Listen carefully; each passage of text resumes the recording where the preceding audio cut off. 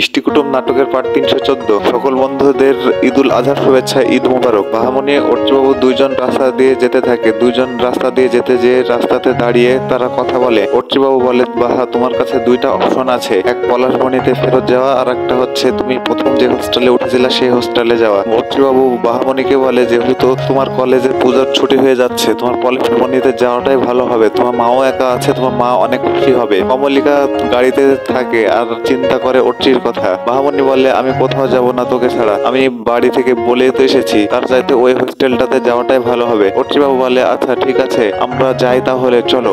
অর্চিবাবুকে বাহামণি কোনোভাবে ছাড়তে চায় না। কমলিকা অর্চিবাবুকে কল দেয়, কিন্তু অর্চিবাবু ফোনটা রিসিভ করে না। বাহামণি বারবার জিজ্ঞেস করে যে কি ব্যাপার, কে কল দিচ্ছে, ফোনটা ধরছিস না? আর ফোন যখন ধরছে না, ওর কমলিকা মনে মনে ভাবতে থাকে, অর্চি এতটাই বিরক্ত ফিল করছে আমার ফোনটা ধরতে, কোনো সহানুভূতি দেখানোর জন্য ফোন দিচ্ছি না, আমি জানার জন্য ফোন দিচ্ছি। বাহামণি বলে, ফোনটা তুই ধরছিস না কেন? ফোনটা ধর, কখন থেকে কলটা বেজে যাচ্ছে না। কমলিকা ফোন দিতে থাকে। অর্চিবাবু ফোনটা রিসিভ করে বলে, কমলিকা বলো। কমলিকা বলে, তুমি কি ফিরেছো? তুমি ফিরেছো কিনা সেটা জানার জন্য ফোন দিচ্ছিলাম। অর্চিবাবু বলে, সবে মাত্র ফিরলাম, একটু প্রবলেমে পড়ে গেছি তো, সমস্যার মধ্যেই আছি। কমলিকা বলে যে কি প্রবলেম, প্রবলেমটা বলো, বলা যাবে কি আমাকে? অর্চিবাবু বলে, তোমাকে যদি না বলতে পারি তাহলে আর কাকে বলবো কমলিকা? আমি প্রবলেমে পড়েছি আসলে বাহাকে নিয়ে। বাহার হোস্টেলটা এখন জায়গা হচ্ছে না, আগের হোস্টেলেই তাকে রাখতে যাবো মনে করছি। কমলিকা বলে, আমার কারণে হয়তো বা বাড়ির লোকজন বাহাকে একটু খারাপ ভাবছে। ও কমলিকা মনে মনে ভাবে, বাহা যদি হোস্টেলে থাকে তাহলে অর্চির মন তো ভালো থাকবে না, তাদেরকে দুইজনকে তো এক জায়গাতে রাখতে হবে। অর্চিবাবু, তুমি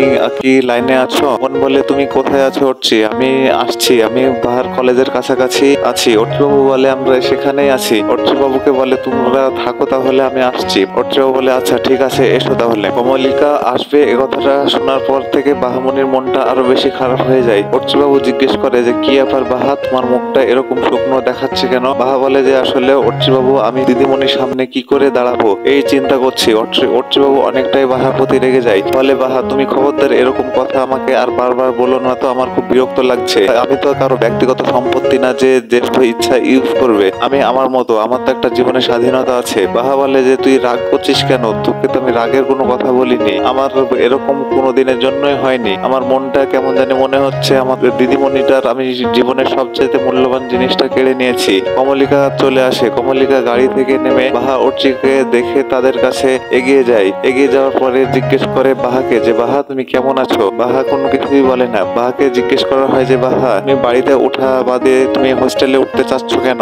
অর্চিবাবু বলে যে, সমস্যা, আমার বাড়ির লোকজন দেখতে পারে না তার জন্য, আর তোমাকে তো আমি ফোনে সবকিছু বললাম। কমলিকা বলে, আমি তোমার কাছ থেকে জানতে চাচ্ছি না অর্চি, আমি বাহার কাছ থেকে সবকিছু শুনতে চাচ্ছি। বাহা কোনো কিছুই বলে না, বাহা চুপচাপ থাকে। কমলিকা বলে যে, তুমি যদি ওই বাড়িতে না যাও তাহলে বড় কাকা বাবু কতটা মন খারাপ করবে সেটা কি তুমি বাহা জানো না? তারপর তুমি হোস্টেলে উঠতে চাচ্ছ, আমি ওই বাড়িতে উঠিয়ে দিয়ে আসি। কমলিকাকে অর্চিবাবু বলে, তুমি একাই যাবা? আমার কাছে বাইক না থাকলে হয়তো বা তোমার সাথে আমি যেতে পারতাম। কমলিকা বলে যে, আমার একার জীবন, আমাকে নিয়ে তোমাকে অতটা ভাবা লাগবে না, আমি একাই কমফোর্টেবল ফিল করি। কমলিকা যখন গাড়ির কাছে চলে যায়, বাহামণি পিছন থেকে ডাক দেয়, দিদিমণি, আমি কি তোর সাথে গাড়িতে যেতে পারি? কমলিকা বলে, তুমি তো অর্চির সাথে এত দূর পর্যন্ত আসলা, এতটুকু রাস্তাও আসো, তোমার অর্চিবাবু মনটা খারাপ করবে না। এ কথা বলে কমলিকা চলে যায়। বাহামণিকে ডাক দিয়ে বলে যে, বাহা, তুমি গাড়িতে উঠো তো, গাড়িতে উঠলেই হবে। বাহা অর্চিবাবুর গাড়িতে উঠে অর্চিবাবু বাহা বাড়ির দিকে রওনা দেয়। অর্চিবাবুর বাড়িতে বড় কাকাবাবু খবরের কাগজ পড়তে থাকে।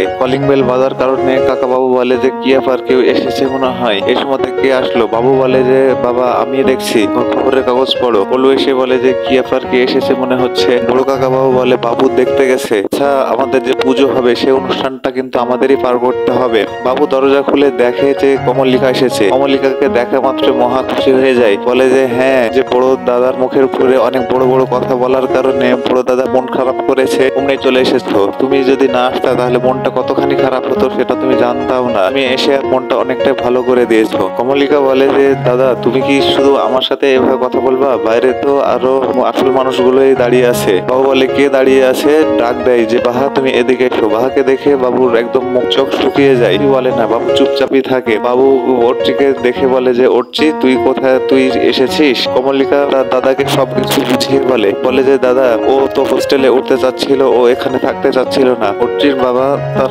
দাদাকে বলে যে, দাদা, বাইরে মনে হচ্ছে যে কমলিকার কথা শুনছি। দরজার গেটের সামনে দাঁড়ায়। কমলিকার কথা শোনা মাত্রই সবাই বাড়ি থেকে বের হয়ে আসে তাকে কাকিমারা বলে দেখি গেট ছাড়ো, আমরা যেতে চাই।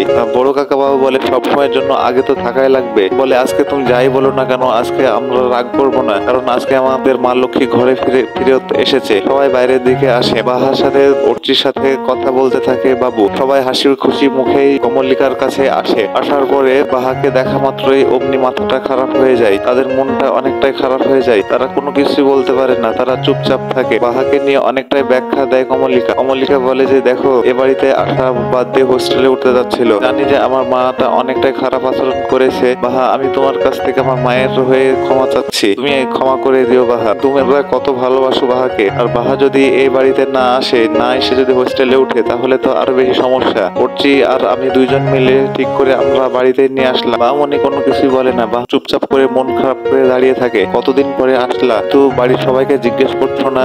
বাহা মন খারাপ করে চুপ করে দাঁড়িয়ে থাকে।